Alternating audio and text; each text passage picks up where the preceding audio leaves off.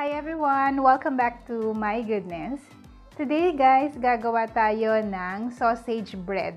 Ito, magugustuhan to ng mga anak nyo kasi lalagyan natin ng hotdog or any sausage, pwede kayong gumamit, yung ating tinapay. Guys, gagawa ulit ako ng roux for this bread. Pero pwede namang wala, but it would be better para mas matagal na malambot yung tinapay natin. Okay.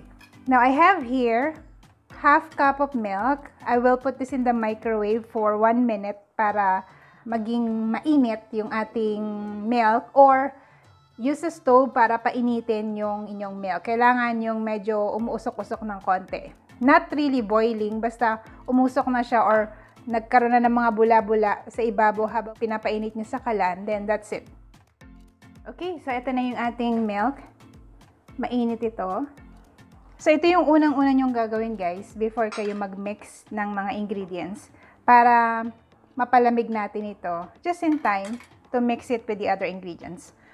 So, I have here guys 500 grams of bread flour. Kukuha ako sa kanya ng half cup. So, this is already sifted. I sifted this once or sinala na natin ito ng isang beses. Kuha lang ako sa kanya ng half cup. And yun ang gagamitin natin. Okay, so lagay ko lang dito yung milk and yung ating half cup ng flour. So dito sa i-bake natin, you can use all-purpose flour or bread flour.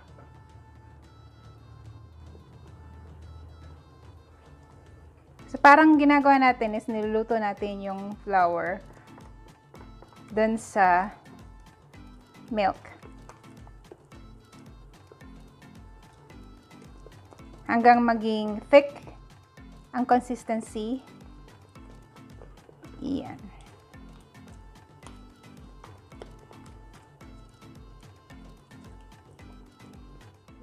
Okay na to. Palalamigin lang natin guys kasi sobrang init pa oh. Okay. Hindi pa siya yung tolerable or lukewarm na temperature. So, kailangan natin siyang iparest. That's why ito yung una nating gagawin. Okay, gamitin natin yung ating dough hook attachment. Lagay lang natin lahat ng ingredients. So, kahit alin dito yung mauna, okay lang.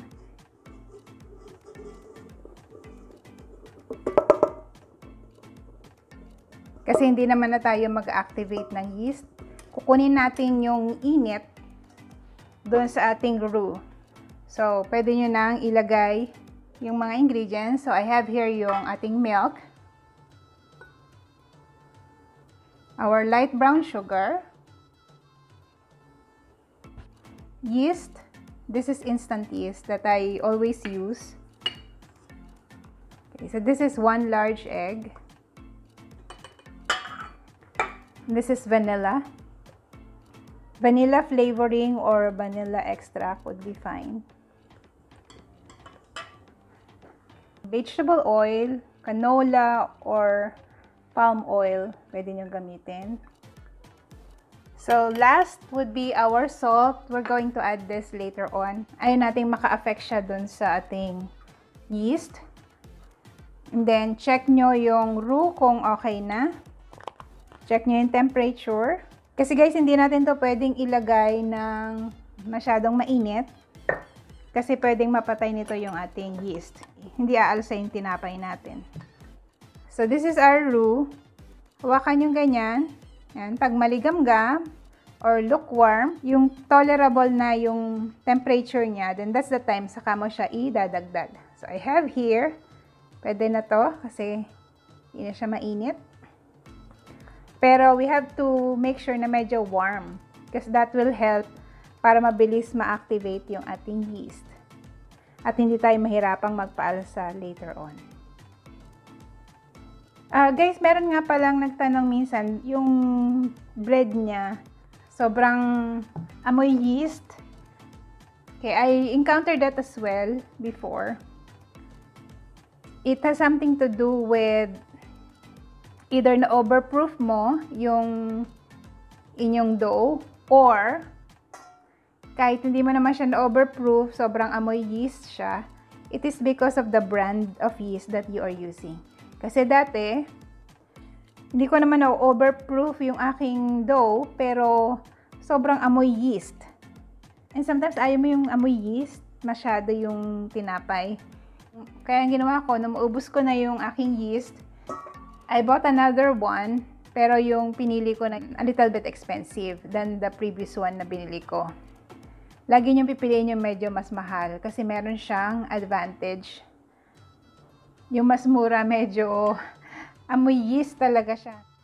So, we are going to knead our dough for 7 minutes. Now, kung wala kayong mixer guys, you can do manual kneading by hand.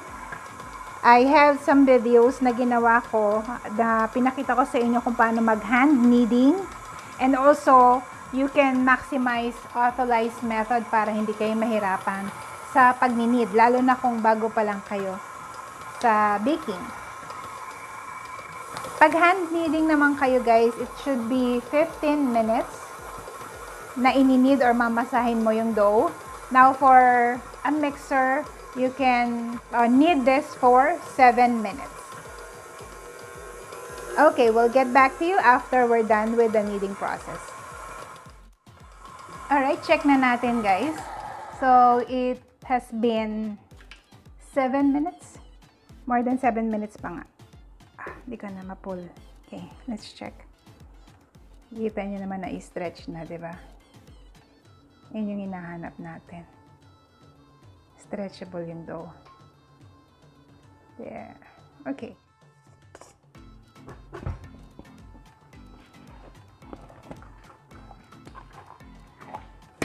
Okay, so check natin yung dough natin.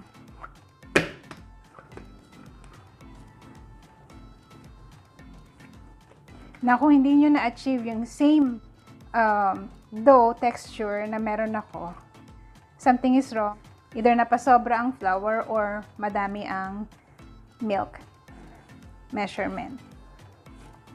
Pag dry, kulang sa milk, napadami ang flour nun. Pag naman sticky, napadami yung ating milk, kulang naman sa flour. So, pwede nyo namang i-adjust. Dagdagan nyo lang ng flour pag sticky. Or, I would advise, pag sticky lagi yung dough nyo, lalo na kung all-purpose flour yung ginagamit nyo, bili kayo ng gloves na ginagamit for kneading. Hindi didikit ang dough sa inyo kahit napaka-sticky nung dough na nagawa nyo. Kasi pag sticky ang dough, it means malambot na malambot yung bread. Kaya lang kasi mahirap siyang masahin kapag sticky. So, I would suggest you invest on gloves. Marami sa online shopping nun. Okay. So, nakikita ko ang dami ng bubbles. Very smooth na yung ating dough. And check natin yung stretchability. There, the window pane. Yung kahit manipis na siya, hindi siya napupunit. Pupunit siya pag sobra na yung pag-stretch nyo, pero hindi siya agad mapupunit. Pwede na to. Gagawin natin sunod, guys. I-peppermint natin ito or tinatawag na fermentation or first proofing. So, I have here my bowl. Ito yung ginamit natin kanina. Lagyan lang natin siya ng oil. So, this is oil. Para hindi mahirapang umalsa yung bread natin. And then, sa dough, nilagyan natin siya ng oil. Sa ibabaw. Okay, para hindi magkaroon ng skin habang pinapaalsa natin. Skin is yung kakapal yung balat. Pag kumapal yung balat nito, guys, mahirapan siyang umalsa. Nilagay natin. Then, takpan natin ito with a cling wrap or kitchen towel. Now, guys, kung nagmamadali naman kayo, you can also just have it rest for 15 minutes, 15 to 20 minutes dito sa counter nyo. Takpan nyo lang or itaob nyo lang tong bowl. Takpan nyo siya. Proceed na kayo sa pagpo-form. If gahol kayo sa oras. Pero kung di naman kayo nagmamadali, mas masarap pa rin na pine-ferment ang bread, malasa. Sulit na sulit naman yung pag-aantay nyo. So, kailangan lang natin itong ipa-alsa. 1 hour to 1.5 hours pwede na. Kung 1 hour, okay lang din. Kung 1.5 hours, mas maganda kasi mas masarap. So, we'll just keep this in a warm place. Ako sa loob ng microwave para mabilis umalsa. So, titingnan lang naman natin siya hanggang umabot dito sa ating plastic. Alright. Okay guys, so ito na yung ating dough after 1.5 hours of proofing. Yan. So, gagawin lang natin, we'll let the gas out by punching it. Make sure na na-punch nyo lahat ng area para mawala yung mga bubbles or air. Okay, para hindi butas-butas yung bread natin later. Or para hindi maraming bubbles yung bread natin pag naluto. Then, transfer it to our kneading mat. You can just use your counter kung wala naman kayong kneading mat. Pwede naman yun. Just flour it para hindi dumikit. So, pwede nyo itong hatiin in 20 pieces or 50 grams each. So, ako, mag-weigh ako ng 50 grams each. Gusto ko lang kasi na pantay-pantay at pare-pareho yung aking dough.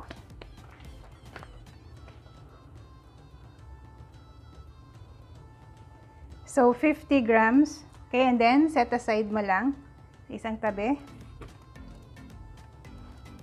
to rest. And then, yan ang una nating i-roll mamaya. Okay. More or less 50-51 grams. It's gonna be fine. Okay, so I was able to come up with 20 pieces of dough. Yung unang nag-rest, yun yung una nating bibilugin.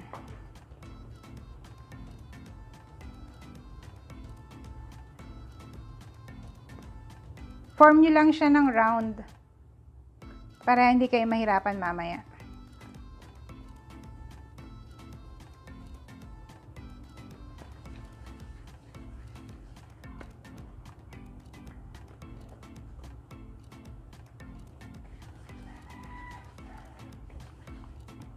Then, rest ulit. Form natin siya na round. Pwede nyo naman kasing i-flatten na diretso pero mas mahirapan kayo para mas maganda yung dough. Bibilugin nyo lagi. Okay, so this is the last one. Okay. Yan, binilog na natin. Then yung nauna na naman na nag-rest, yun yung unahin natin. And then I have here guys, this is hot dog. So you can use any type of hot dog na gusto nyo. Pero dapat yung regular size lang. What I'm using is chicken hot dog. So this is 20 pieces as well. So ito yung makinis na part niya dito sa ilalim. Okay, straight nyo lang naman ito. Papalaparin nyo lang. Now kung meron kayong rolling pin, you may use it. Pa-flatten nyo lang.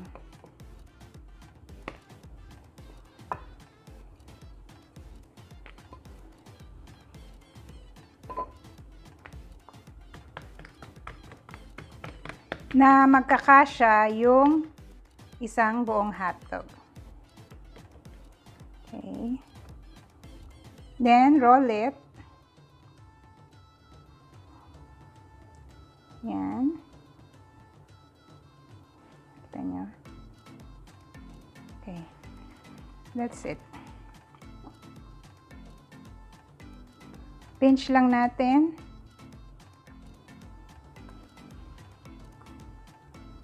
And then, set aside lang natin dyan sa tabi. And this is the last two. Kinover ko siya guys ng kitchen towel. Kasi napapansin ko yung nakakaroon na ng skin o yung dry na yung ibabaw. So, cover nyo siya lalo na pagka ganito yung ginagawa nyo na matatagalan kayo.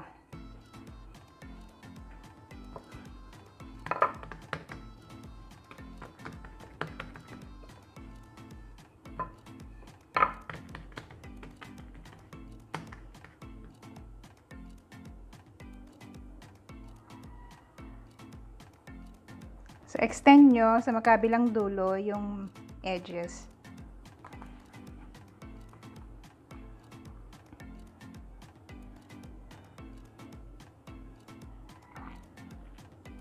Pinch.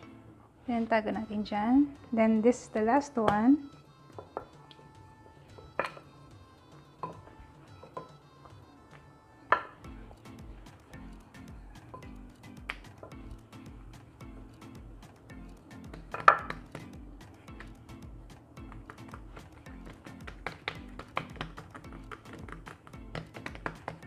Gumagawa ka lang ng rectangle na mag-fit yung hotdog.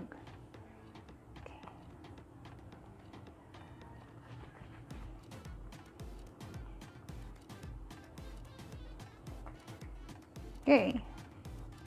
So, we're done. Okay, ito naman ang next na gagawin nyo.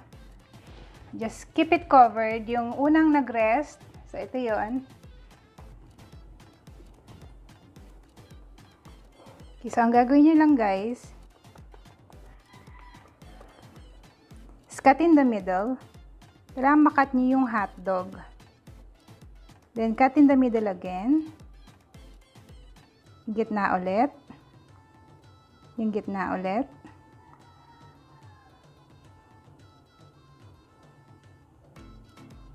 Okay, so dapat makakat nyo all throughout yung hotdog. Para hindi kayo mahihirapan. Okay, so, ganyan na magiging itsura niyan. Pagdidikitin mo lang yung dalawang dulo. And that's it. Okay, and then, lagay natin siya sa ating baking sheet. Kagaya nito.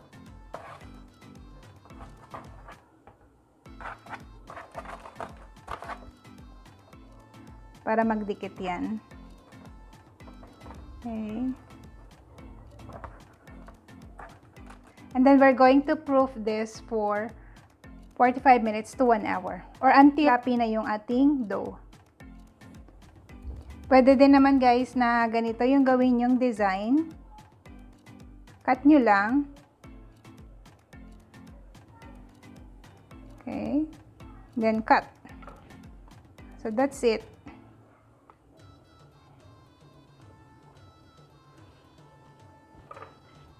Pwedeng ganyan. So, lagay natin dyan. So, whichever yung mas comfortable kayo at yung mas nadadalian kayo, yung pwede nyo gawin. Alright, so guys, after 45 minutes, ayan na yung itsura ng ating dough. Ayan. Ganyan siya. May fluffy na. Ito. Whichever design you prefer, yun yung gawin nyo. Then, lalagyan natin siya ng egg wash. So, I have here, this is composed of 1 egg with 1 tablespoon of milk. Kaya actually, egg wash ko to nung huli kong pagbe-bake ng bread. Hindi naman siya madaling maubos. You can put it in the fridge. Lalagyan natin ng egg wash bago natin isalang sa oven. So, right now, while doing this, nagpipreheat na ako ng oven to 180 degrees Celsius. And it should be preheated for 15 minutes.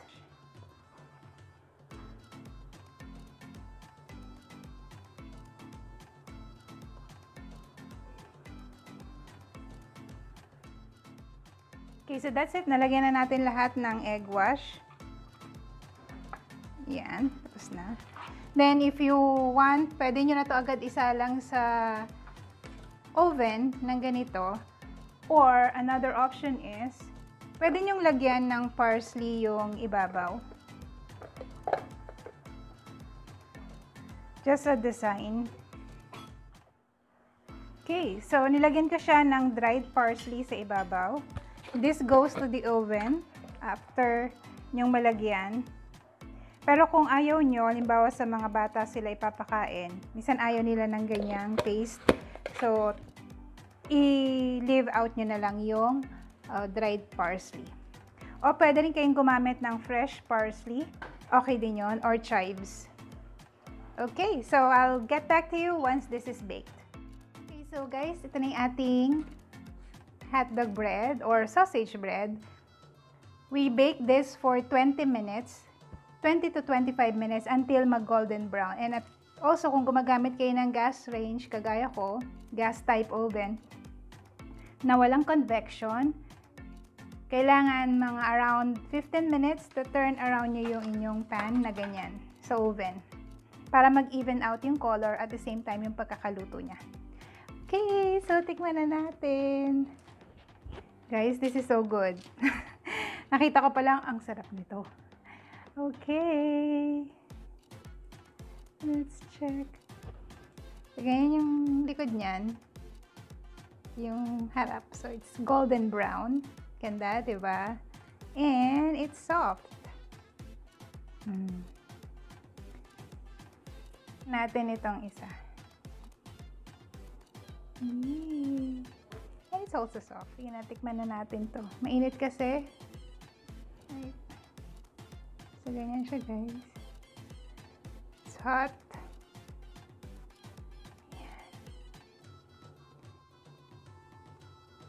Ayan.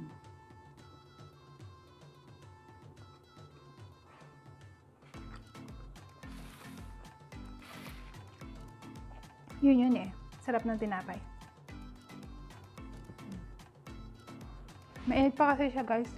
Nakakapaso yung init sa dila. Sarap.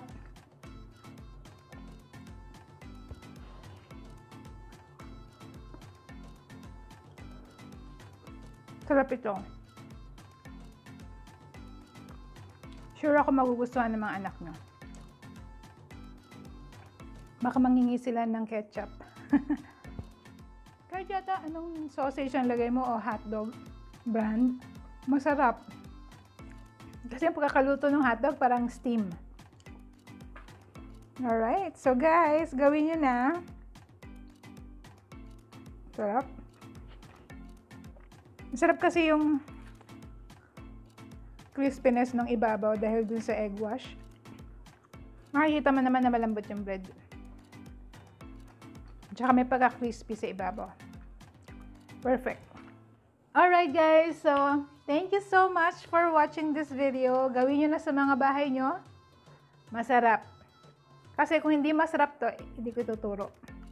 Have a great day everyone. Enjoy your sausage bun or sausage bread. Bye!